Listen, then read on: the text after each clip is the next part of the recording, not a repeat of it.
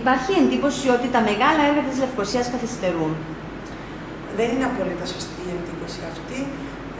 Για παράδειγμα, η πλατεία Σολομού έχει ολοκληρωθεί και μάλιστα σε χρόνο ρεκόρ.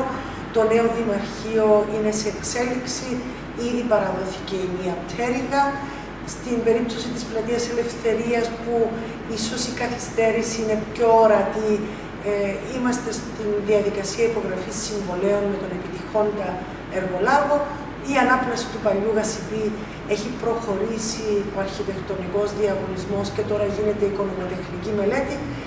Στην περίπτωση της πλατείας Ελευθερίας, είναι φανερό ότι ο λόγος της καθυστέρησης οφείλεται στην ανέβρεση των αρχαιολογικών ευρημάτων. Στη δική μου την αντίληψη, η προστασία και ανάδειξη του αρχαιολογικού πλούτου της πόλης είναι ιδιαίτερα σημαντική. Τι θα κάναμε, θα μπαζώναμε και πάλι τον ιστορικό προμαχώνα για να μπορέσει να υλοποιηθεί το έργο πιο γρήγορα? Νομίζω πρέπει να υπάρχει ιεράρχηση προτεραιοτήτων και αυτό κάναμε.